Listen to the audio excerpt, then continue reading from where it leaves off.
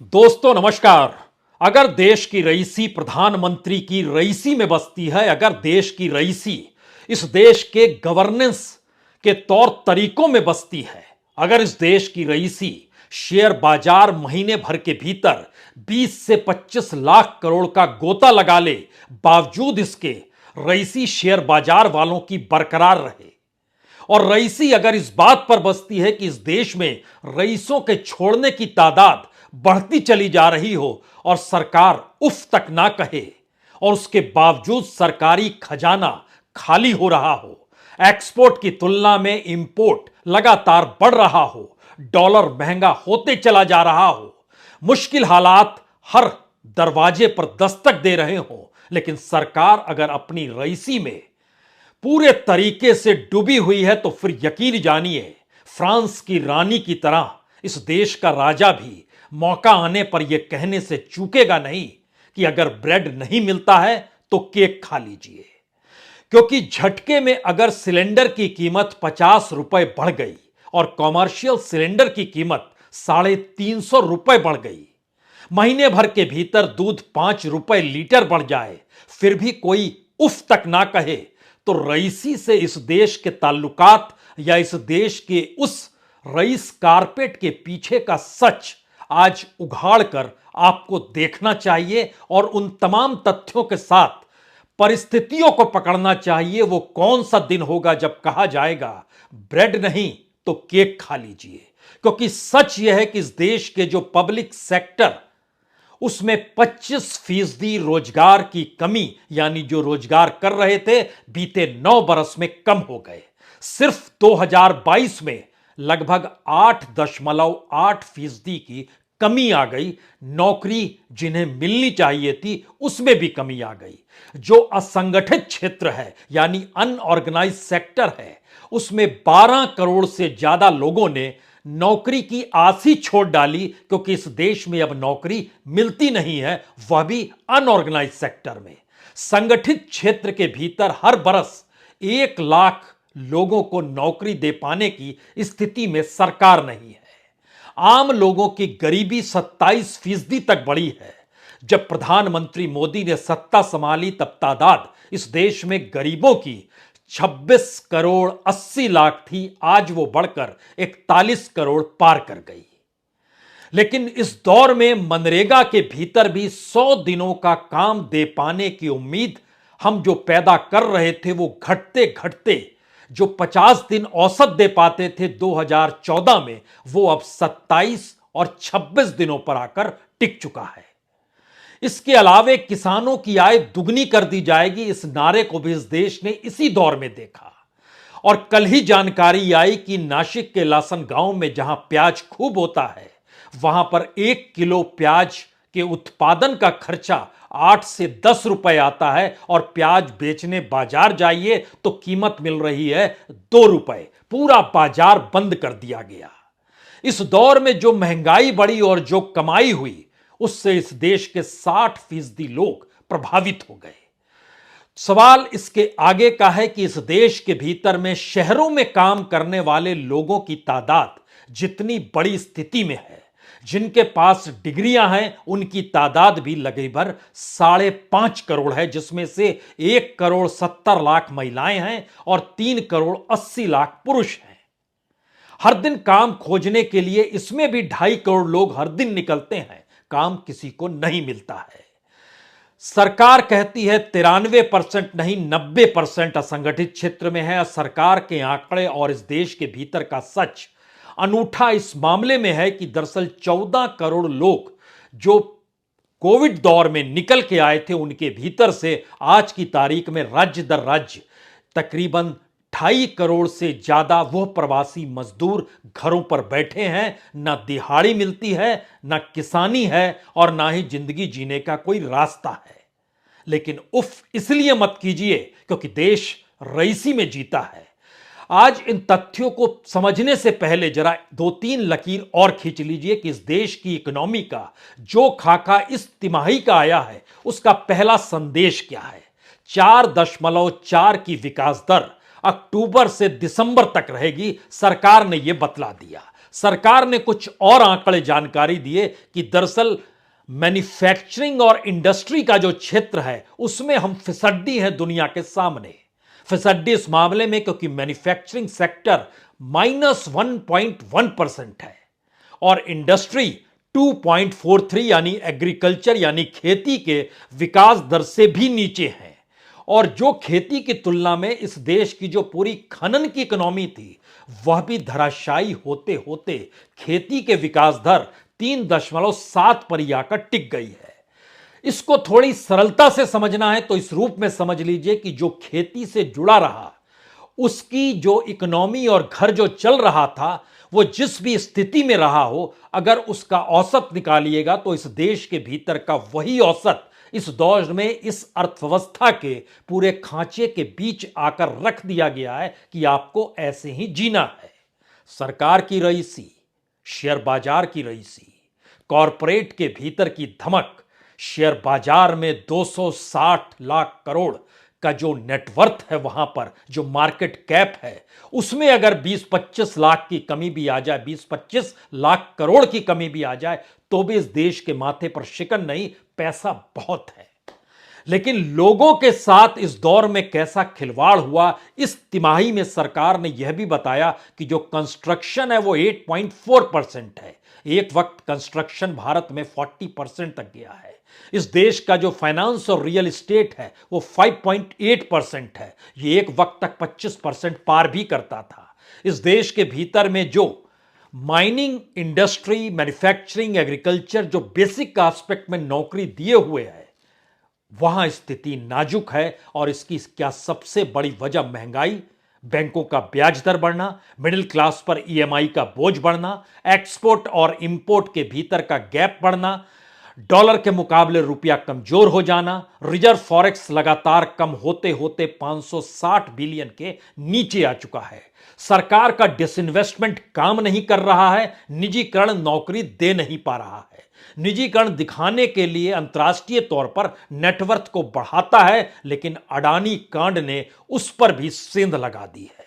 वहां से भी अब पैसा भारत के वैल्यूएशन के आधार पर कोई देने को तैयार नहीं है, जो झटका इस देश के भीतर देख लिया गया अडानी कांड के मद्देनजर। सबसे बड़ी बात इस दौर में जो निकल कर आई उसने इस इकोनॉमी के परकच्चे उड़ा दिए, ये कहते हुए कि सेंट्रल पब्लिक सर्विस इंटरप्राइजेस में, पब्लिक सेक्टर इंटरप्राइजेस के भीतर 2014 में तकरीबन 12,40,000 लोग परमानेंट नौकरी कर रहे थे। 3 बरस के बाद 2017 में यह घटकर 11,30,000 हुआ, यानी 1 लाख नौकरियां कम हो गई।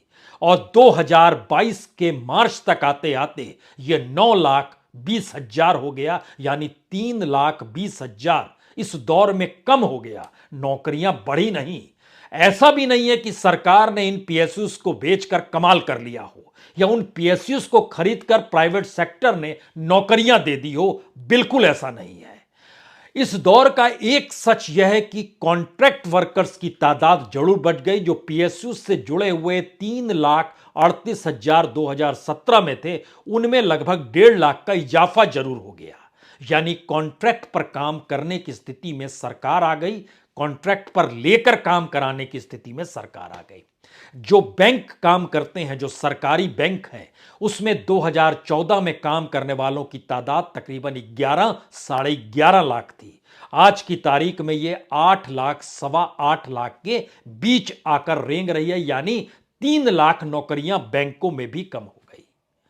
जो इस देश के भीतर में वर्क फोर्स है, उस वर्क फोर्स में कितना इंप्लॉयमेंट होना चाहिए, कितना है, दोनों डाटा जो सरकार के अलग अलग तरीके से बतलाते हैं, उसमें 2-3 मैसेज पहली बार साफ तौर पर उभरते हैं। इस देश में रोजगार कम, पॉपुलेशन बढ़ रही है, विकास दर हिचकोले खा रहा है। यानी एक तरफ पहली परिभाषा रोजगार विहीन विकास है और दूसरी तरफ इस देश को संभाले हुए सत्ता का अपना जीवन, उसके द्वारा निर्धारित योजनाएं और इस देश के लोगों का जीवन और उन जिंदगी जीने के दौरान रोजगार की स्थिति, कोई तालमेल नहीं है इन तीनों परिस्थिति के बीच में। क्योंकि लगभग 46 करोड़ लोगों के पास 2014 में काम था, 2022 में वर्कफोर्स के तौर पर 52 करोड़ का आंकड़ा दिया गया और जानकारी दी गई 2030 तक लगभग 56 करोड़ हो जाएंगे। लेकिन सरकार के अपना नीति आयोग हो या अंतर्राष्ट्रीय तौर पर लेबर ऑर्गेनाइजेशन हो या यहां का जो डाटा रखने वाला सरकार का जो एनएसएसए हो, इन तमाम चीजों को परखने के बाद कुछ चीज और निकल कर आई। समूचा डाटा देश भर में रखा गया और जानकारी जब निकल कर आई कि चाहे वो राज्य सरकार हो, चाहे केंद्र शासित सरकार हो, चाहे केंद्र सरकार हो, अगर उसके दायरे में प्रोविडेंट फंड यानी ईपीएफओ को भी लेकर आया जाता है, वो कितनी बड़ी तादाद में बड़ा है, तो भी वो 2 करोड़ का नारा तो दूर की गोटी है। इस देश के भीतर का सच है कि कमोवेश सारे क्षेत्रों में सरकार ने जोर लगा दिया कि हर को जहां भी 10 कर्मचारी काम करता है, चाहे वो पेट्रोल पंप ही क्यों ना हो, चाहे चाय की दुकान ही क्यों ना हो, चाहे कोई ढाबा हो, चाहे होटल हो, सबको आपको ईपीएफओ से जोड़ना है। और इस ड्राइव का असर यह हुआ, नौकरियां कितनी को मिली नहीं मिली, सरकार इस डाटा को छुपा ले गई। लेकिन ईपीएफओ का जो डाटा सरकार ने रखा, 2018 में 61,12,000, 2019 में 78,58,000, 2020 में 77,08,000 और 2021 में 93,39,000।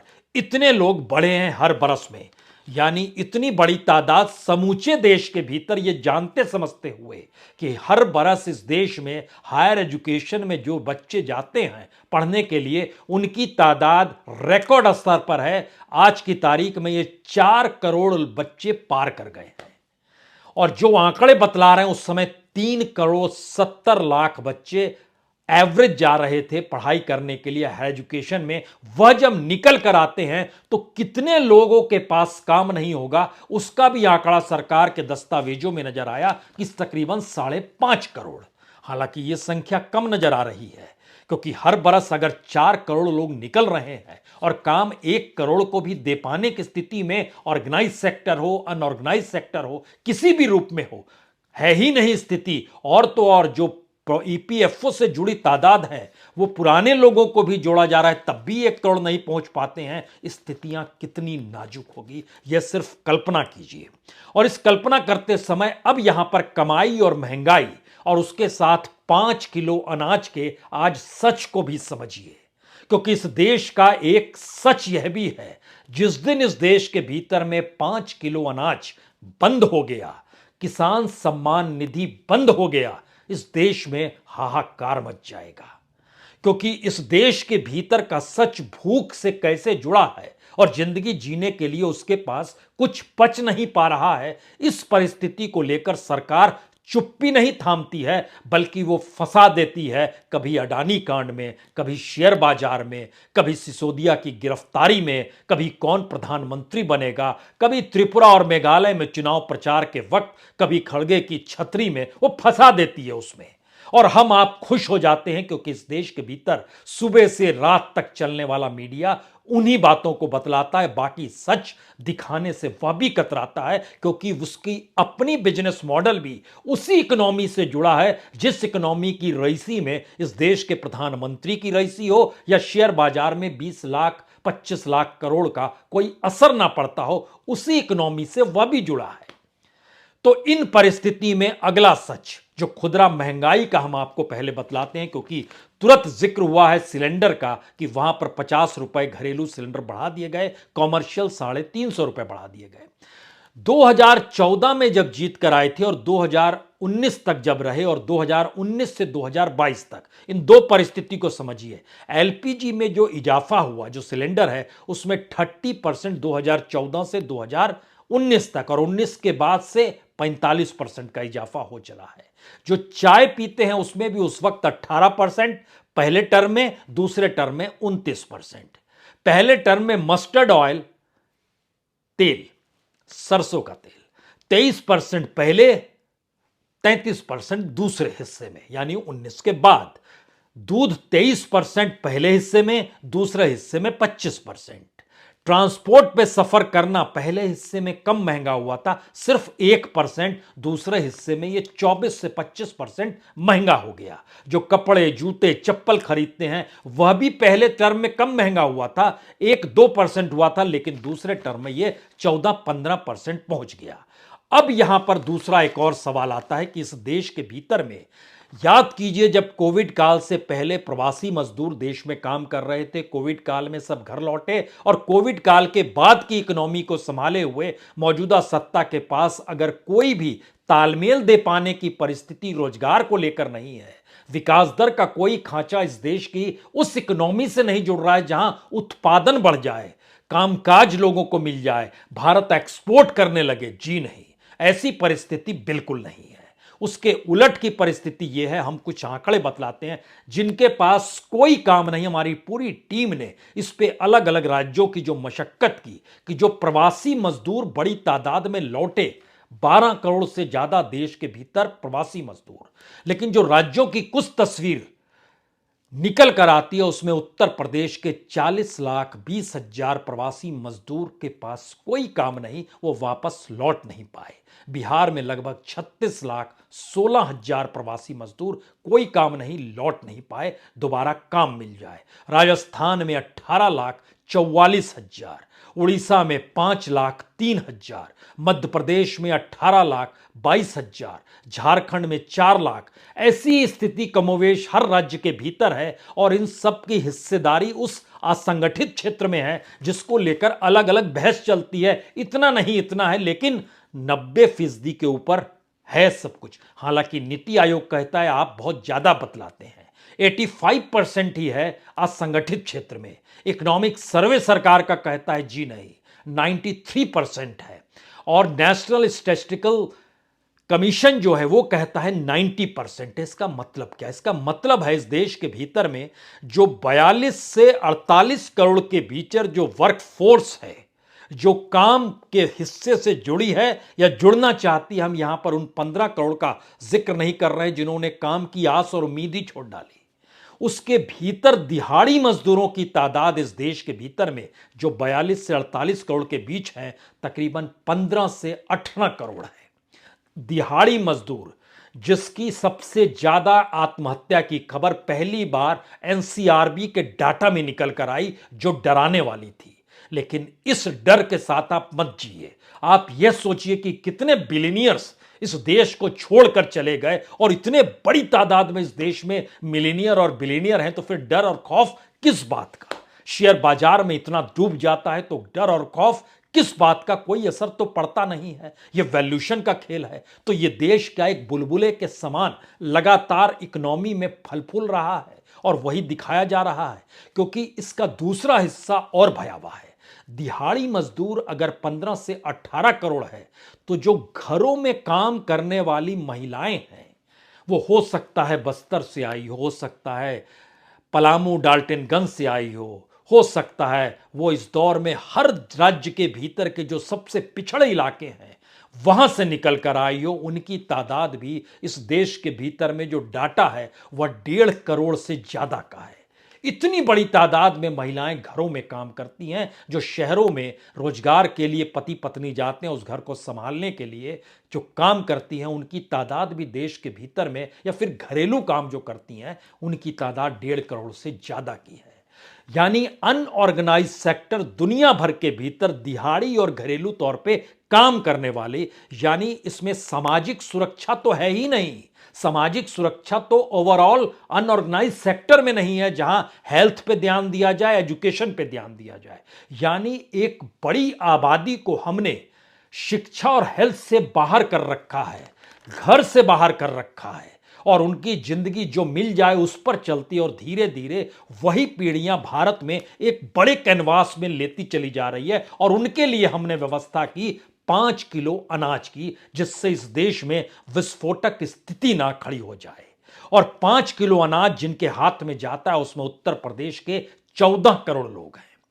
बंगाल के तकरीबन 7 करोड़ लोग हैं, बिहार के लगभग 6 करोड़ लोग हैं, मध्य प्रदेश के लगभग 6 करोड़ लोग हैं, कर्नाटक के तकरीबन 5.5 करोड़ लोग हैं, महाराष्ट्र के भीतर 6.5 करोड़ लोग हैं, राजस्थान के भीतर लगभग 5.5 करोड़ लोग हैं, तमिलनाडु के भीतर लगभग 5 करोड़ लोग हैं। यह देश के अलग अलग परिस्थितियों का एक ऐसा सच है कि 5 किलो अनाज जो साल भर अगर आप 80 करोड़ लोगों को देते हैं तो वो तकरीबन 2 लाख करोड़ का बनता है।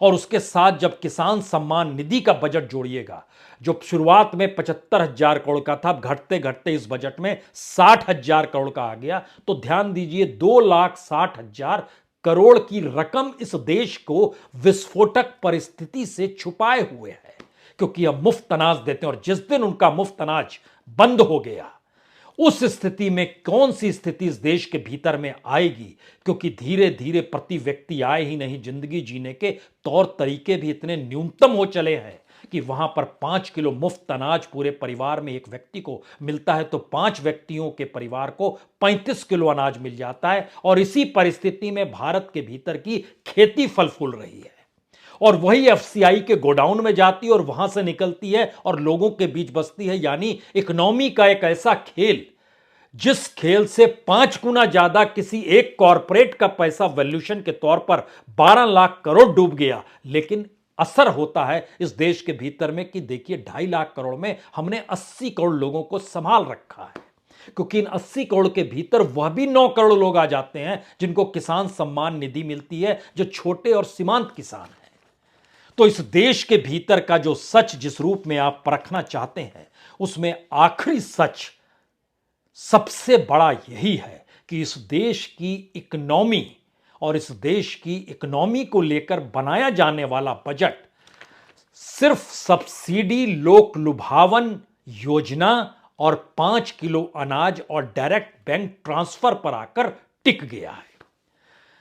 मिडिल क्लास को टैक्स के जरिए चीजों की भरपाई करनी है, और वो टैक्स का रोटेशन जब जीएसटी के जरिए निकल कर आएगा, तो आज ही सरकार ने जानकारी दी कि पिछले महीने की तुलना में इस बार जीएसटी ज्यादा कलेक्शन किया गया। तो जीएसटी का मतलब हर उस सामान को जो आप खरीदते हैं उसमें टैक्स देना पड़ता है।